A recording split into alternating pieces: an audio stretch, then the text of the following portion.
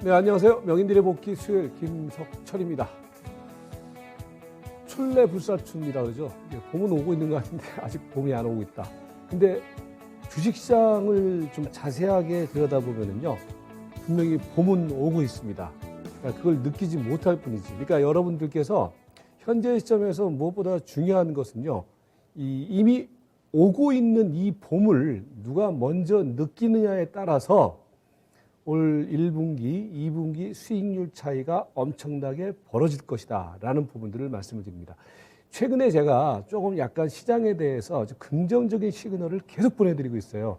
월요일 날 배워야 산다. 그리고 이제 이 수요일 날 명인들의 복귀에서 막 큰 시세들이 태동하고 있다. 근데 아직도 모르시는 분들이 계세요. 예, 안타깝습니다. 그러니까 지금 시장 상황은요, 여러분들께서 이 본격적인 본게임 들어가기 전에 이 워밍업 하고 있다라고 보시면 돼요. 그러니까 무슨 얘기냐면은 본게임이라는 것이 본격적인 시세 랠리 국면에 아직 초입 국면에 진입되어 있는 상황입니다. 왜 그러냐면은 그런 종목들이 무지하게 많아요. 그러니까 여러분들께서 현재 장세의 흐름은 뭐 위기 뒤에 기회다. 기회는 이미 오고 있어요. 왔어요. 그러니까 예를 들어서 최근에 제가 이제 명인들의 복귀라든지 아니면은 월요일 날 배워야 산다 해서 딱 한 열 몇 개 종목을 매일 말씀드리잖아요. 그 뭡니까? 뭐 HMM이라든지 카카오라든지 그 다음에 화장품을 봐라, 그죠? 그런 종목들, 한국조선해양을 중심으로 하는 바닥에서 터닝하는 종목들, 뭐 OCI 같은 종목들, 지금 종목들이 말입니다. 여기저기서 지금 터져 나오고 있어요. 그런데 왜 우리 개인 투자가들이 이 흐름에 그 편승을 못하느냐? 결국 중요한 것은요, 지난번 주가가 밀렸다가 터닝을 할 때, 그러니까 2800포인트까지 터닝을 할 때 이 자리에서 어떤 액션을 취하지 못하신 분들의 경우에는 기존의 물량들을 꽉 들고서 그냥 이러지도 못하고 저러지도 못하니까 새롭게 오고 있는 봄을 맞이하지 못하는 거란 말이에요. 그래서 다시 한번 말씀드립니다. 지금도 늦지 않았습니다. 제가 볼 때는 이 서울에서 부산으로 가는 마지막 KTX 급행열차에 지금이라도 올라타야 된다. 이 말씀을 먼저 드리면서 오늘 방송을 시작하도록 하겠습니다. 자, 오늘 이제 시장 흐름은 전체적인 흐름이 이제 아침에 보면은 또 뭐 우크라이나 리스크 때문에 주가가 출렁출렁거린다. 근데 다시 말씀드리지만은요, 그것보다 더 여러분께서 주목해야 될 것은요, 제가 이제 지난주에 여러분들께 이제 시장의 흐름을 분석을 해드리면서 이런 말씀을 드렸죠. 잘 보세요. 1차적으로 이 부분이 1차적인 가바닥 국면이다. 그러니까 가바닥이 들어오는데 그 전에 시장은 어떤 현상을 보였냐면은, 그러니까 이 하락 트렌드가 본격적으로 형성되는 자리에서 시장은 뭡니까? 그 금리 그 정책의 변화, 그죠? 그게 전체적으로 시장을 이제 한번 크게, 그동안에는 박스권 트렌드였다라면 그 박스권 트렌드를 이탈시키는 조정이 나타났죠.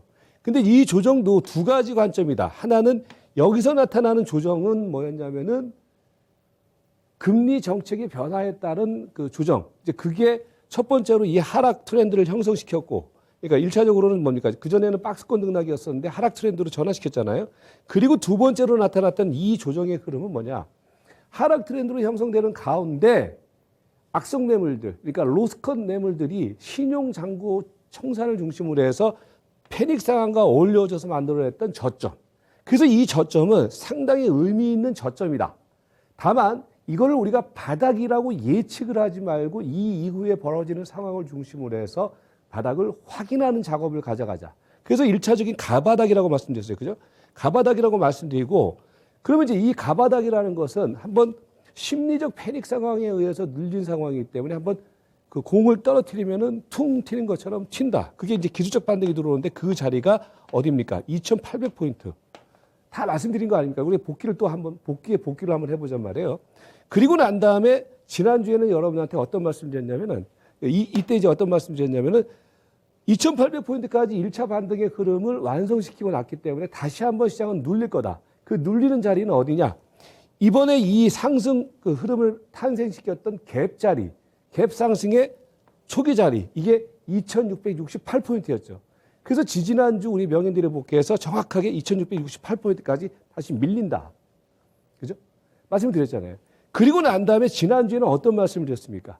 이 갭을 메웠기 때문에 이 이후부터는 세 번째 시나리오는 이격 수렴 조정 과정, 즉 옆으로 횡보하는 조정 과정이 연출될 것이다. 왜 그러냐면요. 시장의 운동도 진자 운동하고 비슷해요. 퉁퉁퉁퉁퉁퉁퉁퉁퉁 튄단 말이에요. 그죠? 공도 위에서 떨어뜨리면요. 마찬가지로 이 시세의 전반적인 흐름도 급락 이후에 튀고 다시 한번 눌렸는데 그 다음에는 뭡니까? 옆으로 횡보하는 흐름. 이걸 우리가 흔히 가격 조정이 아닌 기간 조정이라고 그러죠. 그죠? 그러니까 지금 상황은 뭐냐? 2차 저점이죠. 이게 1차 저점이었고 2차 저점을 만든 이후에 지금 뭐예요? 수렴하는 조정 국면이 진행돼 가고 있는 상황이다. 자, 이 말씀을 왜 드리냐면은 수렴하고 있는 조정 국면이라는 것은 크게 주가가 밀리거나 이러지는 않는단 말이에요. 왜 그러냐? 여기에서 말입니다. 이 자리에서 지금 불고전하고 있는 재반 악재들을 한 차례, 두 차례 다 소화시켰단 말이에요. 매물들을. 그죠? 그러니까 지금 이 자리에서는 어떤 현상이 벌어지느냐? 우크라이나고 뭐고 간에 그런 거 신경 쓰지 마세요. 제가 지난 월요일 날에도 말씀드렸고, 지난주 뭐 수요일 날 명예대리분께서 말씀드렸는데, 가령 우크라이나 뭐 이런 전쟁 부분 때문에 주가가 밀린다. 사라. 예. 그 현상에 대한 분석을 하기에 앞서 그 상황이 나타나게 되면 우리가 시장에서 어떤 대응을 할 것인가. 거기다가 포인트를 맞추라는 말씀드렸잖아요. 그죠?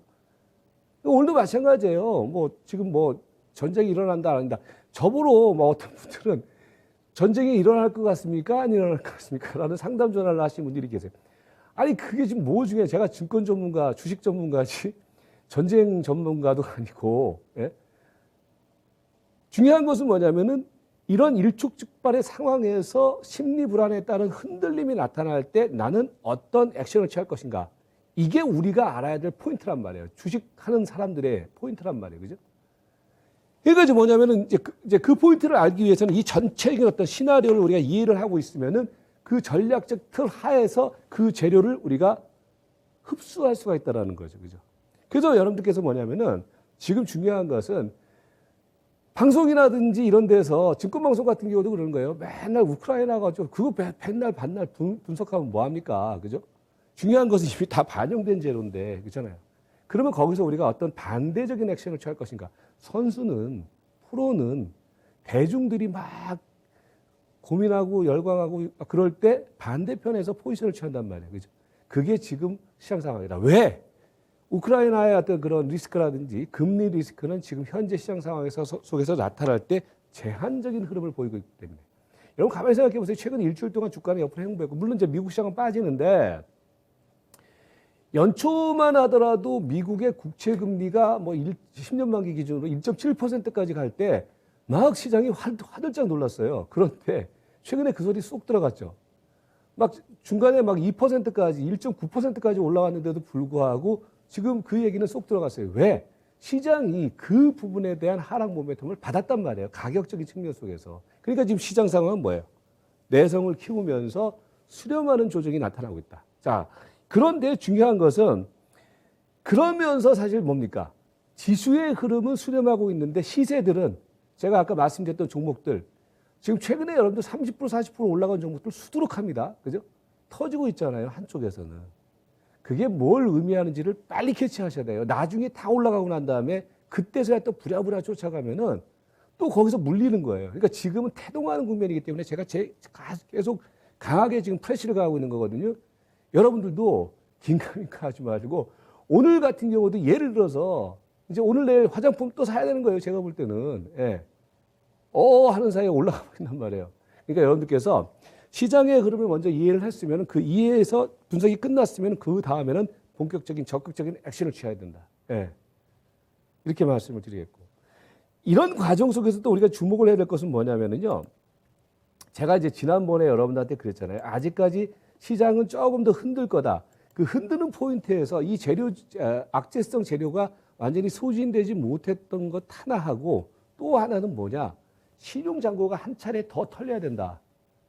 이 자리에서 분명히 말씀을 드렸잖아요. 그죠?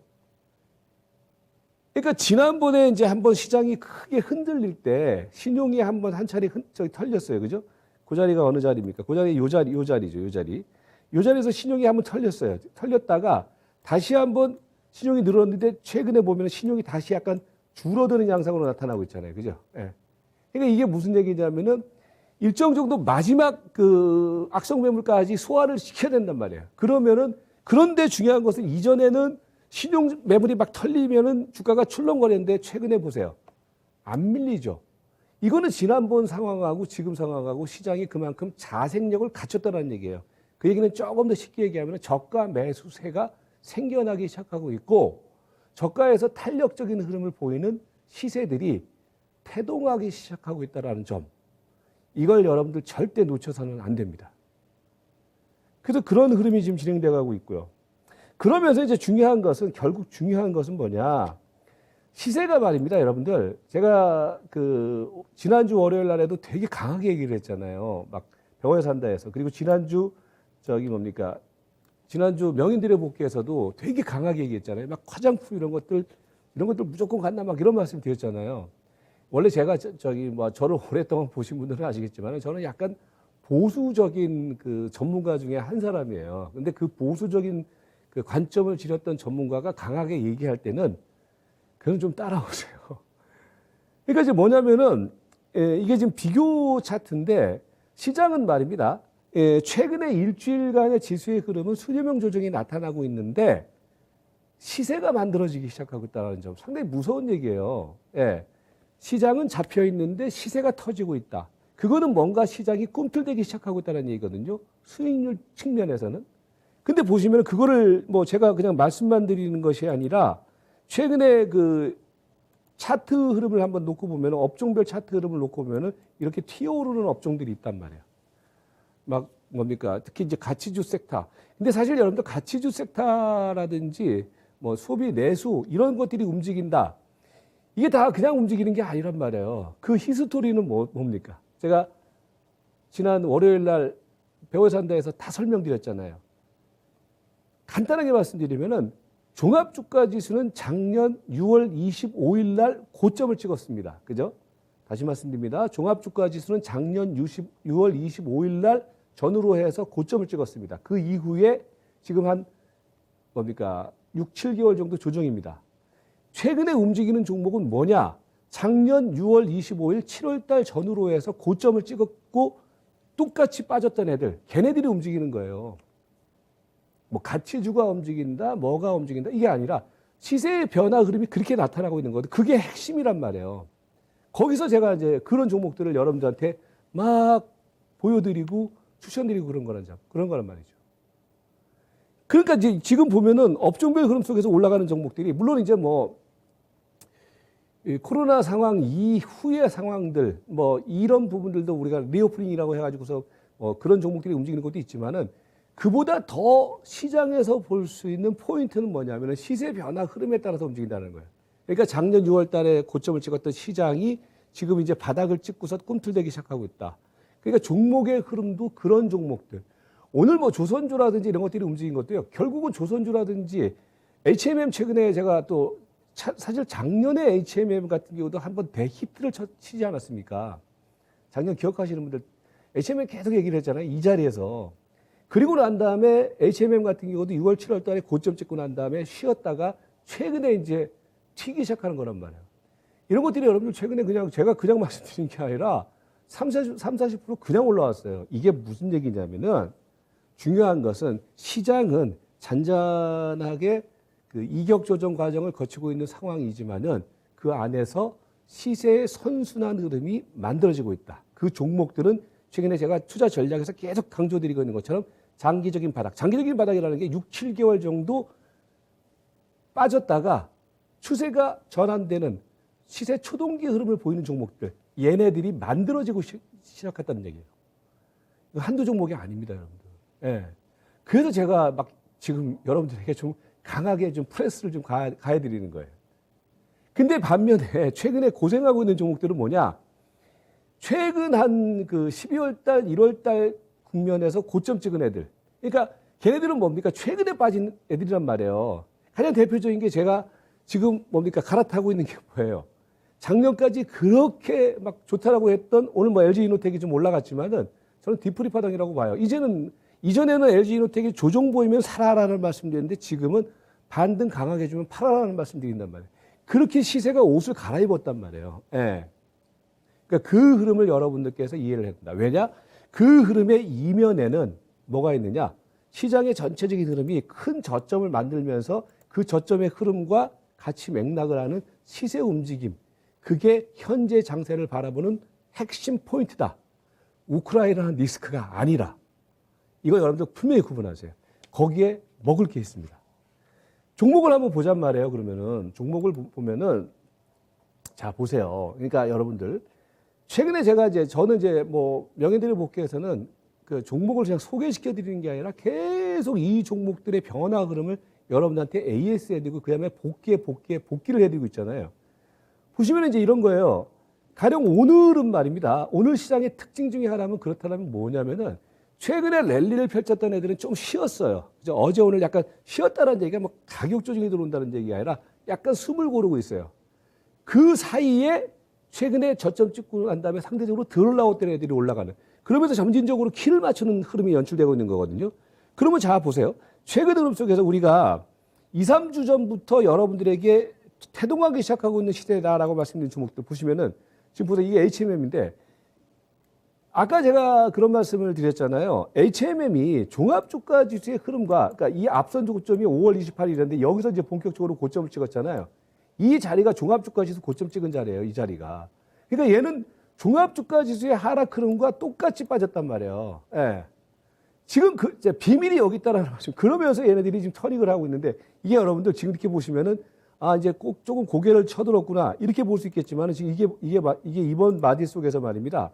HMM이 22,000원대 우리가 지금 명인들의 복귀에서도 얘기했던 시세들이 22,000원대였잖아요. 지금 얼마까지 왔습니까? 3만 원까지 왔어요. 근데 3만 원에서 끝나느냐? 아니에요. 아직 저는 서울에서 출발했는데 지금 한 대전 정도 왔다라고 봐요. 예. 그러니까 이 흐름들이 지금 태동하기 시작하고 있다는 얘기예요. 그러니까 지금 시장은 뭐냐면 이렇게 순차적으로 움직이는 거예요.